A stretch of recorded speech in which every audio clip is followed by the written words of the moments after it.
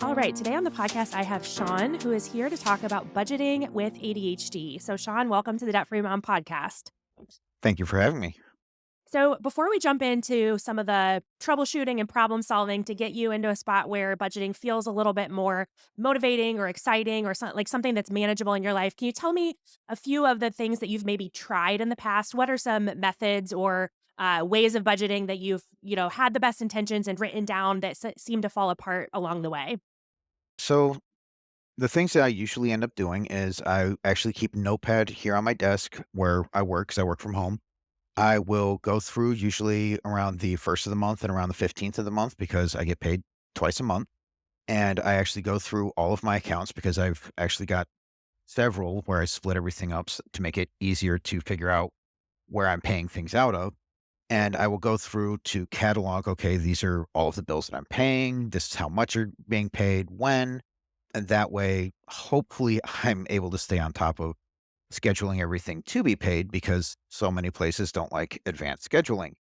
So I will go through and I'll write down that catalog of things to pay. The struggle that I end up having is that the latter half of the month, bills that have to be paid, a lot of times I'll actually forget to go back into dealing with those because I will be working. A lot of things are coming up. I have several appointments for various things for myself, for the rest of my family. And it just, the notepad just sits there collecting dust by the end of the month. And then comes the first of the month and I'm sitting here going, oh, wait, I need to get this written back out again so that I know where everything's going.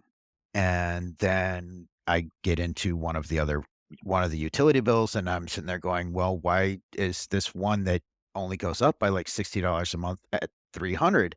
And then I find out that I've missed paying the gas bill for 3 months, which is a very big struggle. And then one of the other issues that I have is come the end of the workday, if it's been a particularly busy day or just frustrating, sitting there trying to figure out what to make for dinner. As a prime example, my wife and I have gone through and we've made this big menu and everything. This is what we're going to be making on what day and everything else. And then comes the day and just I really don't feel like making that tonight. Hmm. And Hmm. so now, even though we've spent the money to make that meal, we're going to push that meal off and instead we're going to go and get takeout. Hmm. And that wasn't planned in the budget. Hmm. And so that's another thing that ends up just being another hit, and that takes away from anything that we were planning on saving or, using for something else. Hmm. Those are usually the two big hindrances that we have. And then anything that I missed in the catalog when I was going through, just, oh, I didn't see that. Crap. And now that's $85 that I missed. Yeah. There's a lot of moving parts to it that are not Yeah. all set. Like it's not an even pattern all the time. So it's hard to manage. So for people listening, you and I chatted about this in the green room, so to speak, before we started. But for people listening, can you tell us a little bit about your ADHD and how that impacts you? It impacts everyone who has it differently. So, what are some of the more primary things that you struggle with inside of that that are maybe contributing to the budgeting struggles that you're describing? So the biggest parts with the ADHD is really the time blindness, and in that if I'm not literally looking at the scheduling of something all the time, it's very easy to forget that I've got that coming up. And a very common piece of advice with that is, well, if you put it into your calendar and you have notifications popping up saying, "Hey, you've got this coming up. You've got this coming up." The issue with that is if you get 300 notifications a day, they all just become white noise in the background. Hmm. You just swipe them away. It's like, "Oh, hey, look, I've got another thing flashing on my screen." You don't even read them anymore. And that's one of the really big ones. And then there's object permanence is the other really big one that really exists. And that just if you don't constantly think about it, you don't constantly look at it, it doesn't exist anymore. Yeah. And that commonly happens right after you put it down. You put it down and it no longer exists for you Hmm. until somebody else tells you, by the way, that's where you put it. Hmm. And then you remember and say, wow, hey, I was wondering why that went in the fridge. And then, of course, the third thing is just the pleasure center of the brain just does not make enough of the hormones that we as people typically need. Mhm. And so we look for external stimuli for that. And whenever we just have a rough day or rough week, which welcome to the world we're in, that's pretty much everyone everywhere Mhm. all the time. We look for any shortcut that we can use to really try and stimulate that or even just meet a bare minimum to breathe. Mhm. And so, you know, like I had said about the, long day at work, Mhm. sometimes just the thought of making dinner is just like, wow, that's just way too much work. Yeah. We'll shortcut that to something. I'm hungry right now. Mhm. Why do all the work? I can just go and grab the quick fix, step out to a fast food joint or even just a microwave dinner. So I have very similar time blindness, and the object permanence of out of sight, out of mind are my biggest struggles for sure. So when we think about budgeting too, and like you're kind of bringing up the budgeting and the making dinner piece, one of the things that is so hard about both of those for someone with ADHD is that it's one giant Mount Everest of a task that has a million different tasks inside of it. And then it requires planning. It requires Mhm. forethought of like, not only is there a depth to the list of tasks, but they also have to happen over time. And those two things, the depth and the width of the task is just sometimes too overwhelming to even attempt for anyone, but I think especially for people who already have that executive dysfunction because we can't pace ourselves. We have a big problem with pacing ourselves over time to say, okay, if the large project requires these 10 things and they have to happen in the next 10 days, if I do one of them a day, then I get there. I understand that theoretically. I don't do that Mhm. at all. I don't like all 10 of them are going to happen on day 10 or they're not going to happen at all. Those are the only two options. There's also day one. Day Yeah. one is also available. Yes. Day three just doesn't work for me. Yeah. I've got other things to do. It's day one when you make the list. It's day 10 when it's due, or it wasn't that important. Or like midnight of day 9. Like that's like when we're like, "Oh, tomorrow's day 10. We're gonna cram." Midnight day 9 is part of day 10. Yeah, yeah. I Also, think also day 11 works. day 11 does work if you get that professor extension, right? I'm thinking of Mhm. college was a big I did not receive my diagnosis until after college, but retroactively thinking back to college, I'm like, "Oh my goodness, I could have used the knowledge that this was why I was doing things the way I was doing them." That I and now I will say by the time I got to college, while I didn't have the terminology around it, I had accepted I do my best work last minute. I'm not even going to try. I no longer felt the uphill battle of like all of my peers are working on it and it's due a month from now. I should work on it. I was just like, nope, I know that in the last 48 hours I'll get the whole thing done. So why stress? Right. Right. Now I'll just make that plan. I'll know that 48 Mhm. hours before it's due is when I'm going to Mhm. work on it. I might get the stuff together to do that work before then, Yeah. but actually doing it. Yeah, it's very very relatable. So I think what happens with the especially with the budgeting piece is that we try to do that like when we come to payday or a due date or the end of the month is when we feel that due date, so to speak. And so that's when we're then triggered to go look at it because we're like, oh, yeah, that needs to, either, like you said, a lot of the bills are due then, or when we get a new paycheck, we have that. Payroll's in. Yep, we have that reinvigoration of like, now it's fun because there's a lot of stuff in my checking account. And so I can come up with different things that we want to do. And then as soon as it starts to feel like the checking account balance is dropping really fast and we're also really far from getting our next paycheck, then all of the excitement wears off and we just don't touch it until the next payday. Which is all part of why we actually have the several different accounts set up. We actually have one that's set up for our grocery budget. So it's like, okay, well, that money is set aside for groceries. It's completely separate. So we know that we don't have to worry about how we're going to afford to eat this pay period because that money's already there and set aside. We're good. And then we've got another one that's set aside for our copays for our medical bills when those come in, when we have to go and do things. So it's like, okay, well, we've got that covered. So if we have to go and do a thing, we're all set. And then I have I have a particular check that comes in at the start of the month that goes into one account, and that covers some loans that I have and our mortgage. And so we're going to have a roof over our head guaranteed no matter what. So I don't have to really sweat about that. It's the utilities that we actually really have to worry about because that one's coming out of the main bulk of my payroll check that comes in twice a month. And that one's the one, okay, payroll has hit. Now I go through all the bills and I make sure that everything's going to be covered.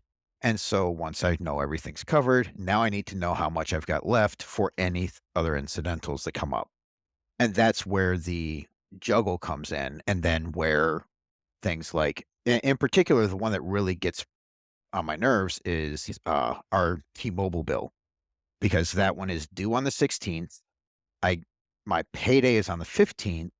It usually hits my account on the at the end of the 14th, and T-Mobile auto pays in the morning of the 14th, and so it says, "Oh, we couldn't draw it because you didn't have sufficient funds." So it's like, "Okay, you couldn't draw it at the beginning of the 14th, so I have to pay it at the end of the 14th." And actually, this past time, I noticed on the 15th it hadn't paid, so I went ahead and paid it, and then at the end of the 15th, they auto paid it as well. So it's like, "Oh my god." So now I've paid $520 on a $260 bill. Just as a practical matter, do they allow you to change your due date? Like, could you change it to, like, the 20th so that you knew that for sure your paycheck would be there? They To the best of my knowledge, I haven't been able to find anywhere that they would allow it. Okay, It's just been set to the 16th for based on ages. when you signed up probably, because that was let's see. I'm gonna Google while we're on. Can you change account holders can request a due date change once per account lifetime, so you have to actually contact them. I probably already changed it, Probably already like, changed it, yeah. ages ago. So, one thing I'm thinking of is if you're setting a budget up by pay period, trying to figure out what you're gonna cover with your first paycheck and what you're gonna cover with your 15th paycheck, I personally would start budgeting as if the T-Mobile bill is paid on the out of the paycheck on the 1st. Because what happens then if you budget as if this needs to be covered out of my paycheck that I'm paid the 1st of the month, either it will actually need to be paid with using that paycheck because your 15th of the month paycheck hasn't arrived yet, Mhm. or it won't actually auto withdraw until the 15th or the 16th, but you'll be fine either way because the money will still be there either way. Mm. So that's a small tweak in a larger conversation of setting up a budget. But that would be one thing that I would do. I know for myself, my cell phone bill is very consistent, but my utilities are not. So, like, Yeah. what the due date is, and I do have them on auto pay, but they have a very weird, like, if the due date is on a Saturday, they still pull it out on Saturday, but if it's on Sunday, they pull it out on Friday. Like, I don't know. So depending on the day of the date of the month that that bill is owed, it could be anywhere from like the 4th to the 7th, basically, that Mhm. that bill would be. So I always put it into my budget as if it's on the 4th. So whatever the earliest possible date that I could expect to pay that bill is the day that I budget it as if that's the due date, because it's a lot easier to end up having a bill get paid out a couple days later than I thought rather than a couple days earlier than I thought. Earlier than I thought can be problematic as you're Yeah. describing. Yeah, so again, that's kind of a in the weeds point to a larger piece. So is your 1st and 15th paychecks, those are the primary ones for your household? You said there's a once a month check, there's a 1st and 15th. Are there any other pay schedules that you're having to monitor? So, no, it's it Okay. right now, it's just those 2 paychecks. It's from work, and it's actually the 15th, and it's the last of the month, Okay. and then there's the one that I get from the VA on the 1st, and then the actual date that they come in is a few days in advance of those scheduled dates. So, what I would recommend, and I'm sure you've tried it before, but if I was building your budget, I would build it on that 1st and 15th. And I would go off of what you know to be the date that the money is actually available in your checking account. So, for example, like you said, if it's the 15th and the last date of the month, but that check is always available to you on the 14th, for example, I would actually build the budget on the 14th. So, Mhm. what I would try to do is, as much as possible, make what's going to happen in your bank account match what your budget says. So, not what the payroll date is, not what the paper due date is of your bill, but what actually is going to happen in your checking account.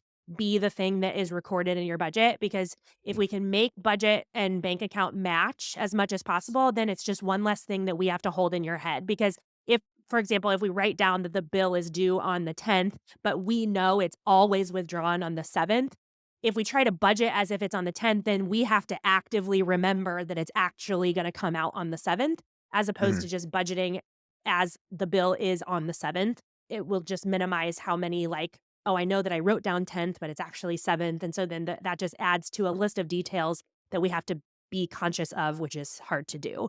I And particularly when we have a difficult time remembering that that bill exists in the first place. Yep. And that we're so convinced that we already paid it when we didn't. And yeah, it gets complicated fast. And so I think that's honestly just the name of the game. That's why I figured out this budget system that worked for me, was that I needed to minimize how many things I had to think of in my head, because I had tried doing that for a while, and I was so overly confident that I would be able to hold it in my head, and then these little things would happen where I'm like, why is that coming out? Why, and being confused about it, and suddenly having the awareness of, you can't hold this in your head as much as you think that you can. Get it out on paper. And I think that's why pay period budgeting in particular was so successful for me in a way that monthly budgeting wasn't, was because I had to narrow the scope of what I was looking at and paying attention to, so that I only, at the time, for the first 6 years that I budgeted, it was every other Friday. So I was only ever really tracking 2 weeks at a time. So when we talk about that dopamine idea of, we're really excited on payday and we're really not excited in the middle of the month, I think that was why the twice a week budget really made a difference for me, was because I was either in the first week, which was exciting, and I had all this money and I got to move it around to all these different things. And another thing that I retroactively now realize is so funny is my husband and I each do personal spending cash, and he just socks his away for like months and months at a time. And mine was like gone within 24 hours every time. It was just like, as soon as that money was available to me, I spent it. And the concept of holding on to it for something later was so foreign. Mine is usually whenever I have a plan of, okay, I need to set aside some money because I want to buy a thing, that ends up being that anytime that my wife and I arrange to set aside money for us to be able to Mm, spend for ourselves, I've literally, like, if we're going to do a monthly stipend, for lack of a better mhm, term, mhm. yeah, mine's spent usually 6 months out. So yeah, it's like, okay, we're going to do $20 a month. All right. So I've now spent $120. And And prime next example January, is I'll be back to 0. prime example is I'm really into playing tabletop RPGs. Mhm, So the the most commonly known one is Dungeons and Dragons. mhm. It's not the one that I play because I boycott the manufacturer of that particular game.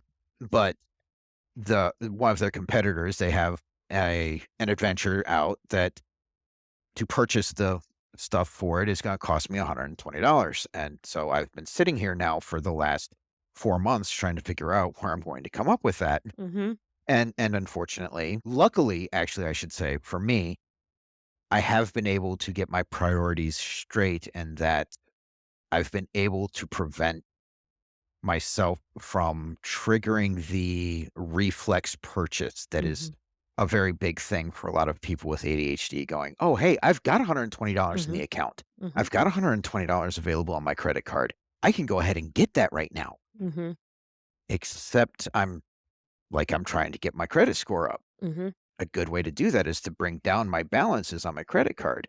I might have $120 free on my credit card, but that's going to bring the balance back up, mhm. tanking my score.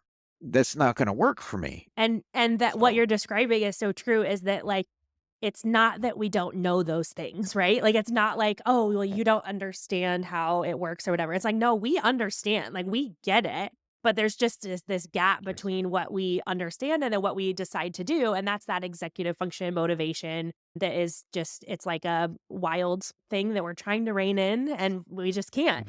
and luckily, Capital One has a lot of tools that say that point you at your credit score stuff, so it's really easy to sit there and go, "Oh, wait, if I do that, that's the impact on the score, Mhm. and that's not what I want." Yeah.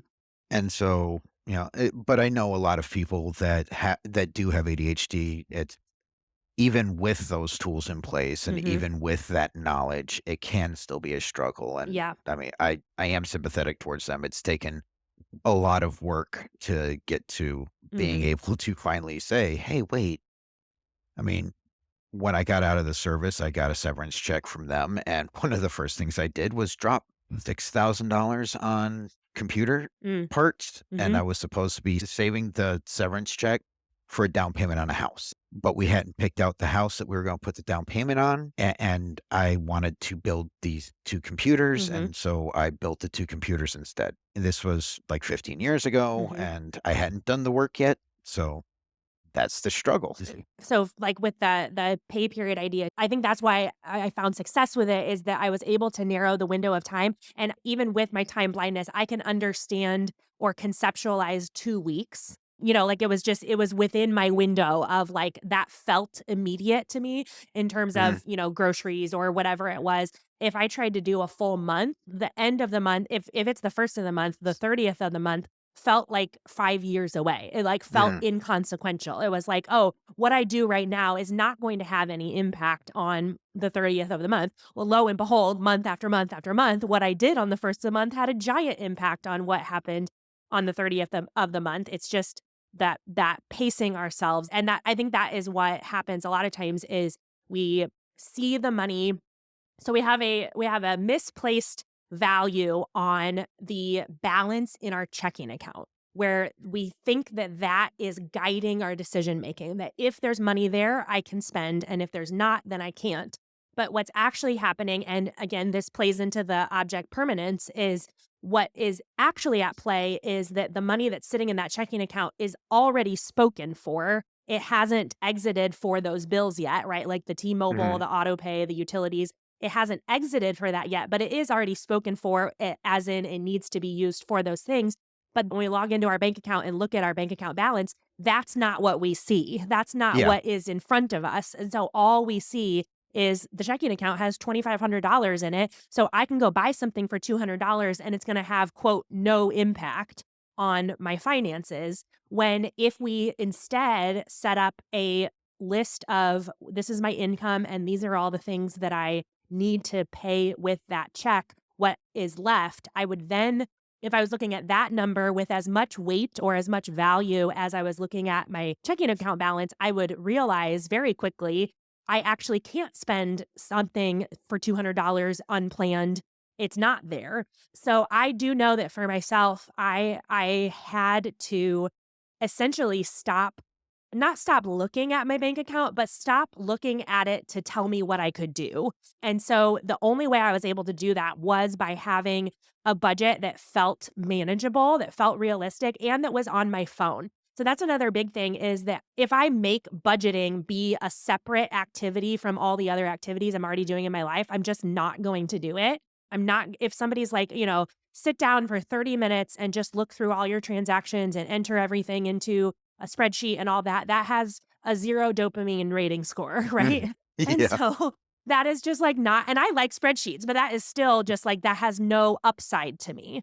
So what I have found is that if it's on my phone and I can play into the fact that I love to multitask, then it became something that I started to do more regularly of like that, you are in the car and you get home and instead of going inside, you're just jumping around on a million different apps on your phone while you're sitting in the garage.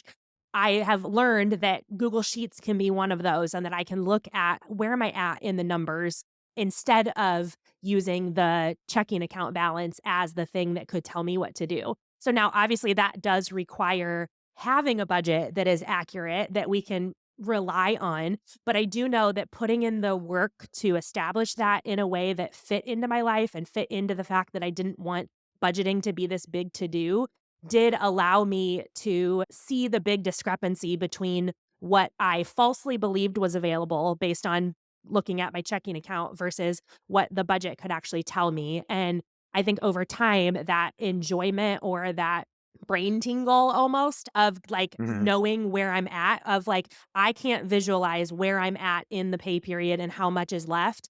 But my budget can tell me that. I think I started to enjoy the relief of not having the stress of where am I at? Am I over budget? Am I spending on a credit card? Am I doing that? So that takes that experience, like we have to experience it 1 or 2 times in order for our brain to start to rewire and be like, "Oh, that is pleasant. That is enjoyable." Having those couple of successful periods where you have actually managed to stay on track Mhm. and look at your account balance and go, "Hey, I'm not at $8 this at the end of Yep. this period, and my check's coming in tomorrow. Mhm. Oh my god, Yeah. that's new. I And didn't zero out the account this month." yeah, like you just said, is so important is instead of trying to say, I'm going into this budgeting thing and I have to do it this way for the rest of my life. Again, 0 dopamine rating score. But if I say, I'm going to do this for just one pay period, and that's even a concept in the book Atomic Habits, is to be counterintuitive to your own brain and actually tell your brain that you can't do it any longer than this. So, like an example he gives is if you're struggling to go to the gym and you want to work out, if you tell yourself, I'm going to go to the gym and I have to leave after 5 minutes. Once I get there, I have to leave after 5 minutes. If we do that a couple times, our brain is like, I don't want to leave after 5 minutes. Like, this is annoying. And so then we start to want to be there longer. And so I think for like budgeting, like if we say, I'm going to do this for one pay period, and then at the end of that pay period, I can go back to whatever other budget method I want. I'm only going to do this for one pay period. If we really zoom that time down, that our commitment is very short. And I'm a big proponent of building rewards into the system. So I would even say, I'm only going to do this for one pay period and then I'm going to stop. And at the end of that pay period, I'm going to buy this thing or I'm going to, this, whatever's left over is going to be mine. Then when we get to the end of that pay period, our brain might actually experience something during that pay period that says, hey, I don't want to quit after one pay period. And so we then are like, well, maybe I can find some sort of hybrid that works better for me next pay period or whatever. But just getting ourselves to start is such a big deal. And so I think just only committing to a very small amount of time can sometimes be better than from here on out. There's this giant line, and for the rest of eternity, I'm going to be budgeting my whole life, whatever. Sometimes we think that way, and then we give that as a reason to not do it at all. And you don't even necessarily think, "This is how I'm going to be the rest of my life," Hmm. but seemingly in the back of your head or subconsciously, that is what you end up thinking, and that does end up being its own barrier. And that's with anything that you're trying to do, and maybe that's entirely why it is that New Year's resolutions don't work. Hmm. And quitting smoking, the same thing. Hmm. I'm never going to have another cigarette again. I wanna get healthier. Right. Okay, wonderful. That's a great goal. But then what are you gonna do about those tacos? That is the big question. And I think building rewards into it too is another thing. I also don't function very well having to have the reward after I do the unpleasant task. So I actually have the reward during the unpleasant task is what something that's another like one of those quirky things that I've always done that now I understand why of like if I have to clean the basement and I don't like to do that, I'll eat the treat or drink the pleasant drink while I'm cleaning the basement. And most people will say, "Oh, in order to motivate myself, I'm going to say once I'm done, I'll go get that gas station pop." Well, that doesn't work for like I'm not going to do it. I'll just go get the gas station pop and not clean the basement. When I started doing the rewards during the unpleasant task, then that started to be so helpful. So, something I do during the pay period is if I have a category that I set an amount for and I come under budget. So, groceries is the one that happens the most for me with this is I struggle to stay on budget with groceries, but every time I tell myself if you have $200 in groceries for this week, if you spend 185, then that $15 belongs to you for going out to lunch or a couple extra iced coffees or whatever.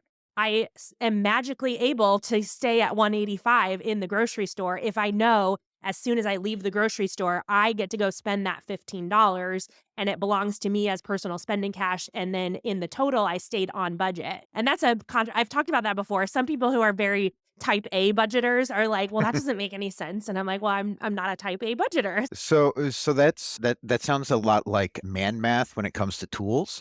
You've gone out, you spend $200 on a tool, and then you use that tool to do a bunch of maintenance tasks around your house that normally you would contract out. Mhm. And let's say that contracting it out would normally cost $150 an hour for the contractor. And after you've done that, like 15 times, well, now you've actually Mhm. made Right. Yep. $1,500. Yes. So you've actually earned $1,500 by Right. buying this $200 tool. Right. You're I like, "Honey, mean, my that's side man income math. is purchasing tools." I mean, you can actually you can learn more on TikTok, just look up man math. Actually, don't look up man Yeah. math, I'm sure it will make your brain melt because we are not bright creatures. But I mean, what you're saying is so true though, of like, if we can figure out those ways to make it be like, oh, the thing that I thought was gonna be terrible is actually gonna give me an immediate reward, an immediate payoff of some kind, then we can start to do it. So eating out is a perfect example of eating out compared to eating at home. Instead of just saying, I have to eat at home because it's the right thing to do, that's not gonna fly. That's not gonna be like, "Oh, yeah, now suddenly I no longer desire takeout at all because eating at home is the right thing to do." But if we can instead turn it into something that gives us a more frequent and more tangible reward of not just, I'm not gonna eat at home only because it's simply the right thing to do, but I'm gonna set up something where we get to buy this thing or we get to do this thing, and the door is open to that because of eating at home, then we can start to rewire those pathways so that our brain sees eating at home as the thing that allows us to do the other fun thing, for example. And so I really recommend not trying to, I usually say it in a broader sense on Instagram. I just say spending less for the sake of spending less is a terrible goal, right? And so saying that Yeah. like, oh, well, spending the as little as possible is what I'm trying to do. There are some people who are motivated by that. I am absolutely not one of them.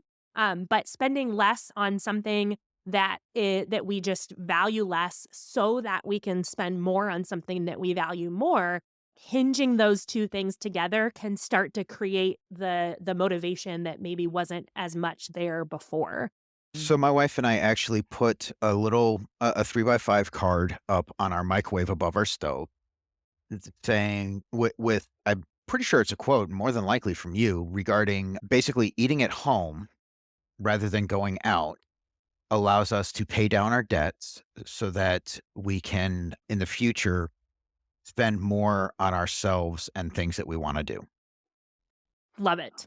I don't it sounds So like something that I would say, but also sounds like something a lot of other people would say.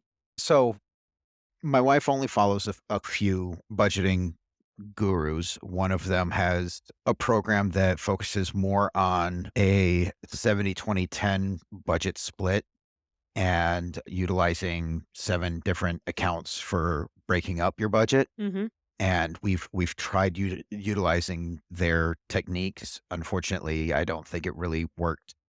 I mean, breaking up the accounts has actually been helpful for us, Mhm. so we have stuck with that. Mhm. But the rest of it, I think we've kind of not been able to really stick with because, like, some of the advice, it just didn't resonate with us. And then she actually found your stuff regarding the pay period budgeting, and it seemed to expand more on how we were already trying to do things, Mm. Mhm. with saying, "Okay, we've got this much coming in. Mhm. What all is due between now and our next paycheck? And Yeah. then after we've paid that, what do we have left Mhm. for taking care of everything else?" Mhm. And so because of that, we've kind of shoehorned the 2 together and Yeah. saying, "Okay, well, we need to set aside this much money for our groceries. We need to Mhm. set aside this much for taking care of these particular bills. And now let's budget out the rest of the other things because we need to do that. And now what do we have left?" And what I also like about about not just budgeting by pay period, but setting up multiple pay periods at a time so that I can have a way to visualize like the next 6 pay periods, which for us and for you guys too is the next 3 months. That really alleviated the time blindness piece for me of having like something physical that's in front of me that's showing me how it's going to play out across time. Because again, I just could not visualize like, oh, if I do this in January and February and March, then I'll be able to hit that savings goal or whatever it is. Like that was just a really hard thing for me to piece together. And so seeing it as I only have to track one small pay period at a time, but in the same spot that I'm only tracking 1 pay period at a time, I can actually look at 6 pay periods at a time.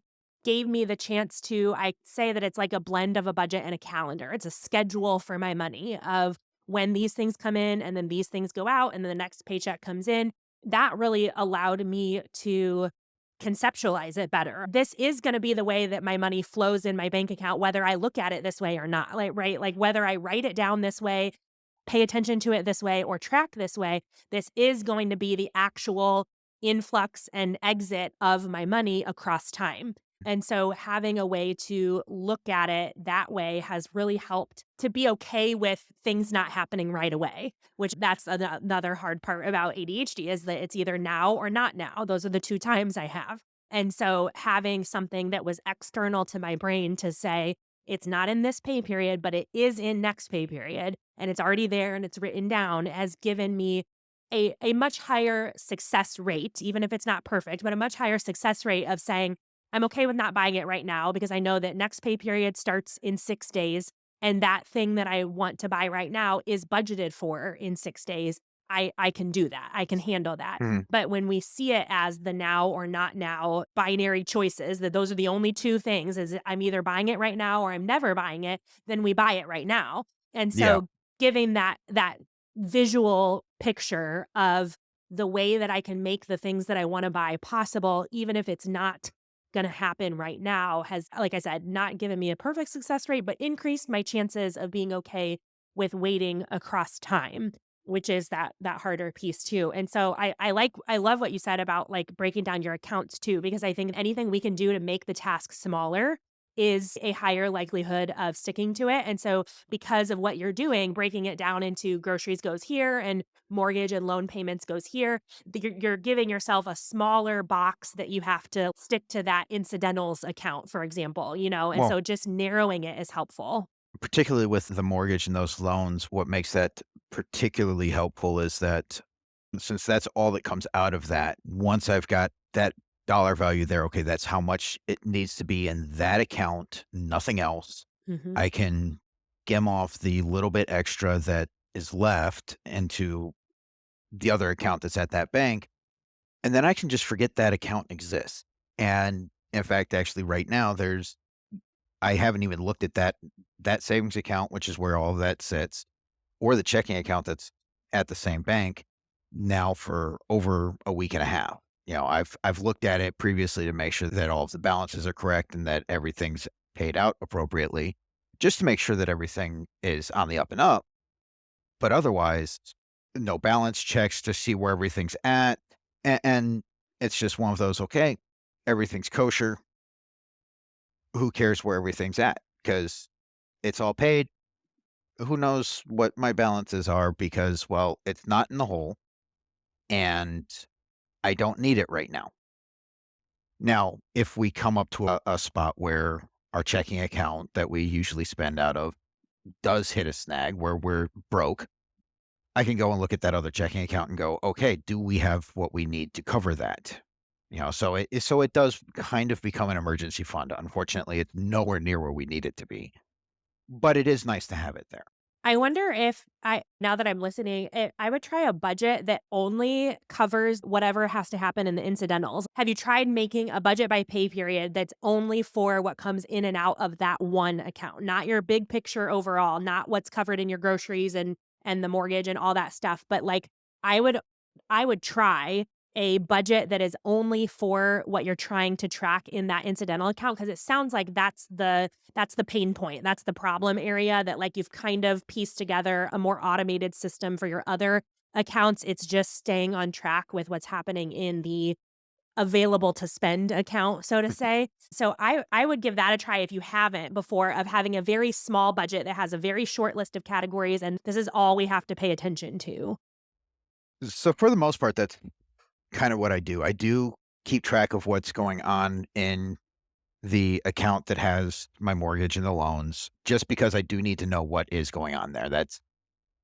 I need to know what's going on there to make sure that everything's covered and everything will be handled. But otherwise, okay, that's there. That's what's handled. We're all good.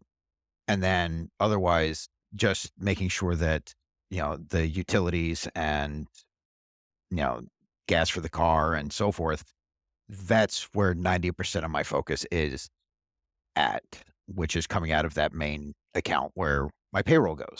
Yeah, that would be what I would do as well, is to just try to shorten the list of things that you have to pay attention to ahead of time so that when you sit down to check in on that budget or on that bank account, that it's as small of a task as possible. And like I said, I personally don't make a separate to do out of budgeting. I Hmm, do it in the parking lot or when I'm, having a cup of coffee in the morning. I do 99% of it on my phone. Just for example, when I watch TV, I'm usually also doing something on my phone at the same time. And so having a budgeting system that fits as seamlessly into those things that I'm already doing as much as possible gives me more of a chance to look at it, so I'll watch a show and just kind of scan through my budget. And like I said towards the beginning, trying to put a much bigger emphasis on the budget telling me what I have available than what the checking account has. Because a lot of times now, 10 years into budgeting my pay period, I now know for a fact that there are often times in the pay period where there's a giant discrepancy between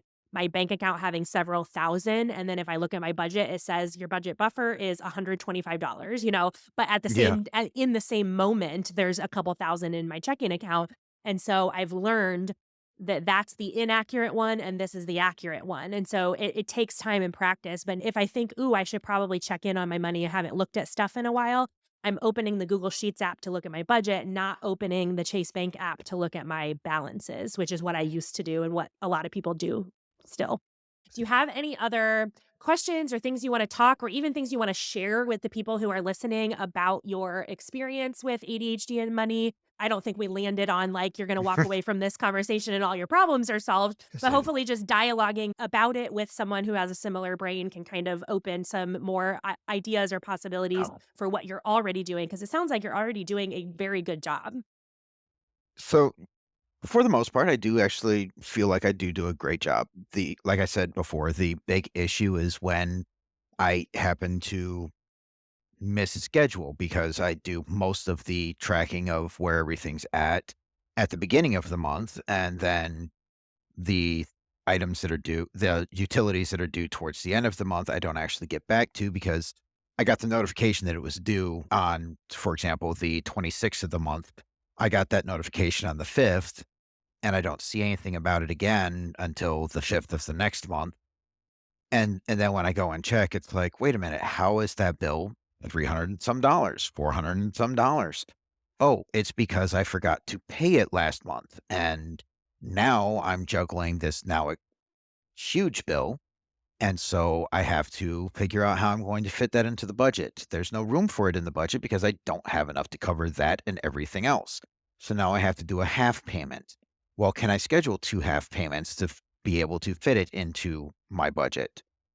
Of course not, because utilities don't like doing that. They're more than willing to take your money all right now or all right now and come back later when you're about ready to make your next payment. No, you can't do it 2 weeks from now or 3 weeks from now or schedule it for that. You have to come back 2 or 3 weeks from now to do it. The only tip that I've got for that would be, if you do sit at a computer often, Post-it notes have a potential to be helpful, but don't necessarily rely on them.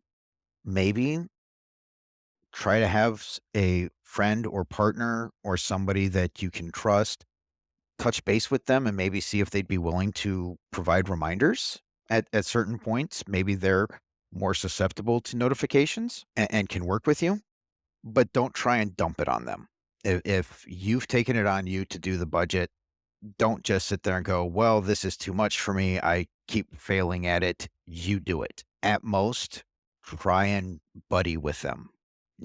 Both of you work on it so that both of you are on the same page, and then you're less likely to have things fall through the cracks. I totally agree. Once someone else expected it of me, I was Yes. much better at, if I knew that someone was relying on me to do something, whether it was a school due date, so my teacher was waiting for something, or even if a friend is like, okay, like we're going to do this together and I need this from you, I know that I'm going to be so much more likely to do it than if I'm just internally deciding that it would be a good idea to do this for myself, whatever.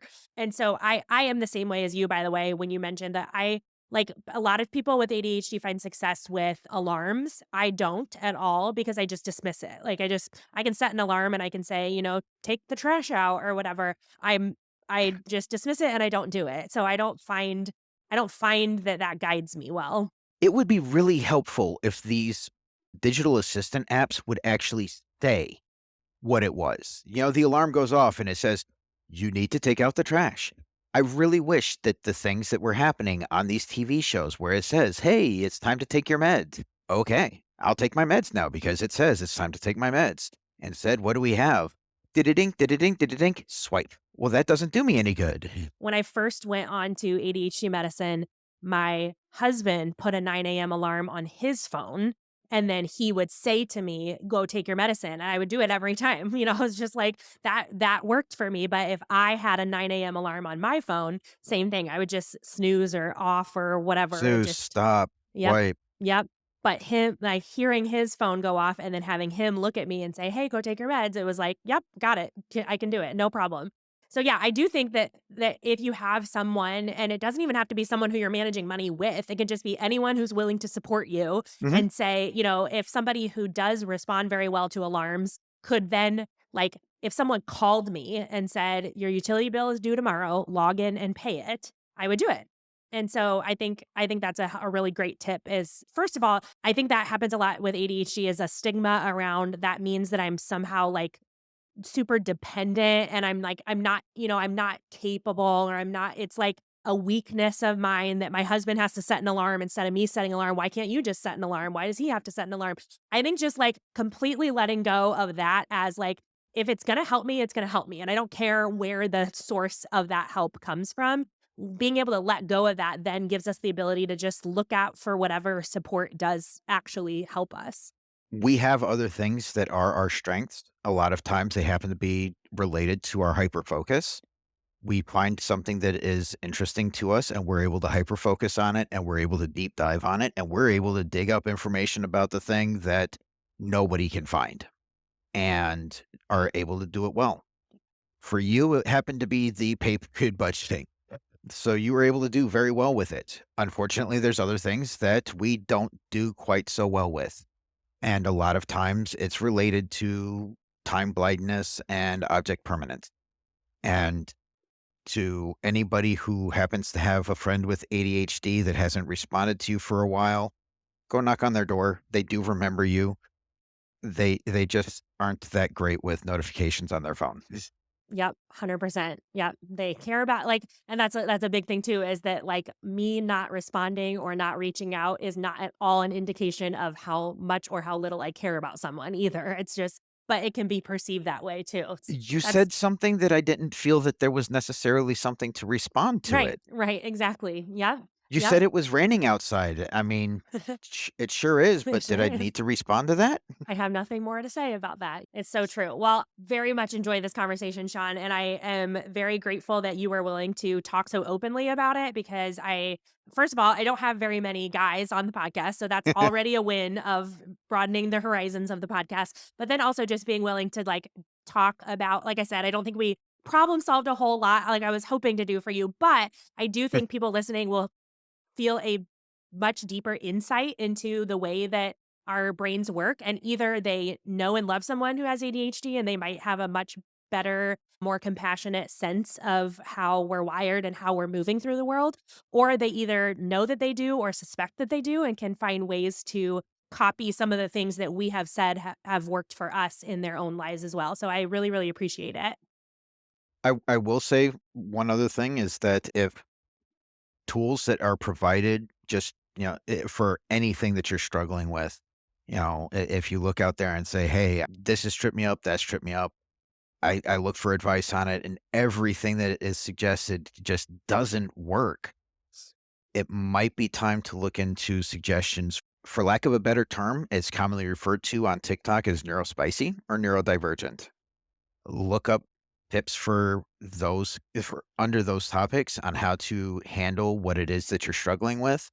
And it's possible that those suggestions, that's not to be not trying to diagnose anyone, but the tips could help provide you some comfort and success. Yep. An Instagram reel is genuinely the reason that I sought out a diagnosis because it was what an ADHD brain sounds like. And it was like the multiple trains of thought at the same time of you're humming a song and you're verbally going through your task list and you're thinking about something that happened yesterday. And it is sat, you can hear all three things at the same time as she's moving through her kitchen. And I watched it and I showed it to Kyle and I was like, your brain doesn't sound like this? Like I literally thought everyone's brain sounded like that of like 5 different trains of thought simultaneously, and he was like, "No, not at all." And that was literally the first, like, door open of like, I think I might be wired differently. So I completely agree that, like, the agree with what you said too, of it's not gonna diagnose you. You can't watch an Instagram reel and then go around and tell everybody you have ADHD, but it can help you realize the things that you assumed everyone thought might be different and can at least give you the little push or nudge to go seek out that professional help. And it is perfectly okay to seek out that help. Totally agree. It was such a relief. More than anything else, it was a weight off my shoulders when it was like, this is why I have struggled with those things. Sometimes just knowing is all it takes. Yeah, totally agree. Well, again, thanks, Sean. This is Kyle here with Carly for another segment of Fortune Cookie Finance, where we explore all the possibilities of what the future could hold for finances.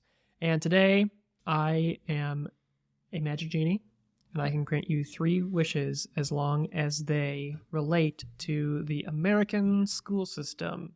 And I want you to make 3 wishes of what you would change about personal finance education for American middle school and high school students. I was thinking it was going to be broad strokes like public education policy. And I was like, where is this going? If you didn't know, I usually come up with these topics about 6 seconds before we hit record. And I genuinely have absolutely no hint at what it's going to be until he's talking. Just freewheeling. Okay. 3 things about financial education. Yeah, because I think we can agree that across the board, it's lacking. That is for sure. What are your 3 wishes when it comes to personal finance education? Like K-12? Yeah. Okay. So I think it would be very beneficial to start from the beginning, from when kids are young and talk like in math.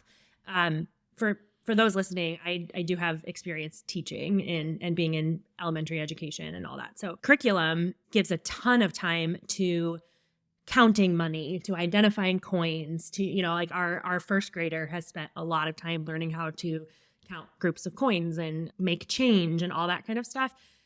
It's done in isolation without a broader topic at all of like what it means to buy things, to save, just very basic concepts of what does it mean to have a savings account and why would you put money into a savings account? Things that a 6-7-year-old is more than capable of understanding. The piggy bank idea of why would you put money in there as opposed to immediately going to the store and buying it? Where does that money come from? I know we've had conversations with our kids before about like, I think because they see us swipe a card more than they see us pay physical cash for something, they think that you literally just swipe the card and then you walk out of the store with whatever that you wanted. That same first grader just a couple days ago asked, how much money is on a credit card? Oh, yeah. Because he wants to get a credit card for his birthday. He could get a credit card for his birthday because he thought money just comes on it. And I was like, I was literally made for this. There is no money on a credit card. You have, probably got like 5 feet taller. Yeah, you have debt-free mom as your mother. So I would definitely start there of having a comprehensive K-12 education that gets progressively more complex, that starts with the basic building blocks of the things that they are going to have to deal with, whether they're educated on it or not. And so that's why it's so frustrating that it is almost entirely absent from basic education, because it's something that it doesn't matter what career they go into after they're done with school, what if they get, higher education or if they start working right away, if they rent or if they own, if they get married, if they're single, they have to deal with managing money. And so that is generally the level at which we would say, well, if that is how important it is to someone's success in life, then we're going to put that into our curriculum. That's generally how we build or how we triage the things that we're going to teach. So why it's absent is beyond me. Because you could become the best doctor in the whole world, and if you don't know how to manage your money, you're going to have a pretty difficult life. All this is very good, but we're trying to keep 3 wishes. Okay. So if your first wish is I wishing... thought that part of it was that I had to convince the genie that this is a valid wish. No. Okay. I trust you implicitly. All right. So wish number 1 is a comprehensive K-12 education that is like neutral in tone about like, it shouldn't be about what you should and shouldn't do. It should just be what is a savings account? What is a credit card? What is an interest rate? So at the same time that you're teaching coins and bills, you're also teaching those really essential basic financial mechanisms of checking account, saving It's account, like Michael debit Scott card. talking about a lemonade stand with Oscar. Like that kind of conversation should happen in school. Explain it to me like I'm 5. Yeah. Yes. Okay, so that's which one is Yes. really basic financial mechanisms are included in the curriculum. Yeah, to the point that kids don't even like remember a point at which they were suddenly being taught about money in isolation, that it was just woven throughout. Okay, wish 2. Okay, wish 2 is in high school having a required class, preferably more than one, about the more technical side then of personal finance. So budgeting, taxes, insurance, the things that are absolutely fundamental to understand in order to be a successful adult, regardless of what you do, and having that be required education in high school so that when they get a job at McDonald's, they understand why there are tax withholdings. They understand that McDonald's offers full-time employees 401k contributions. If they understand how life-changing it would be to opt into that at 18 years old. So it would be specific high school, not just that broad, what's a savings account, but like here is how to graduate from high school and manage your money. As somebody who used to work at a summer camp, we employed about 100 high school and college students each summer. Many of them, it was their very first job ever. And it was just kind of a heartbreaking conversation every year that there was probably 20 or 30, 14, 15, 16-year-olds, never had a job before, never had a paycheck before, who would, after their first week, have come to me and like, I didn't get my full paycheck. I was like, you did. You had taxes taken out of it. That will happen for the rest of your life. Yeah. So I think it would be nice to, at the same time that teenagers are typically getting their first jobs and going out into the job market for the first time, to also pair that with a class that prepares them to know what to expect, to look at their pay stub and understand it, to know what kind of tax forms to expect when you have employment, and to set them up for success as they are beginning to start their very early career preparation. Yeah, because I really think high school, especially when they are sometimes months away from becoming a full-time employee somewhere, it is the opportunity for some cycle breaking with things that they might have grown up with, where they might be in a home that is never going to teach them the dangers of a credit card, or that is never going to teach them to opt into that 401k, like we said, and that learning that at 18, even if, so something that happens in high school is you get told something and so you want to do the opposite because you don't want any authority to tell you what to do. I'm fine with that. Like that's a normal part of development, but what we can still do is plant the seed, and then they rebel against it for a couple of years, and then they get to 24, 25 and they're like, oh, I had that high school teacher that told me that this, maybe it's not until they graduate from college that they're ever asked, oh, do you want to opt into the retirement benefits? And they're like, oh yeah, no, I remember that. Mm-hmm. And so it's okay if it's years away from when they hear about it to when they actually implement it. I personally think, so here's my wish 3. Oh, okay. My wish 3 is that math teachers who understand how compound interest works when charged and when earned would more, because you learn compounding and exponential growth and all that kind of stuff in multiple math classes in high school. I wish that it was put into real world terms to show students that at 18, if they invested $20 a month and started when they were 18, that would provide the bulk of their retirement. And that sounds too good to be true, but that's exactly that should be the title of a lesson about compound growth. And so I think having, you need that personal finance in isolation that's like that, and that could touch on that a little bit. But I think if I was a high school math teacher, I would first teach the exponential growth concept, the basic formulas that you need to know. And then once I felt like they understood it, I would say, how these, the graph suddenly swings up and it just looks like, it's just like jumping into the sky. This is what happens to your money when it sits in an investment for long enough. So I'm, if I was their teacher, I'm 32. I'm further down the graph than you are, which means my swing up is not going to be as dramatic because I wasn't in it as long. Mm-hmm. But you are all the way back here at the beginning. And if you start now, you don't have to try to make it up later. You only have to put this small amount. And the fact that you stay in the game means that you get that big upswing at the top.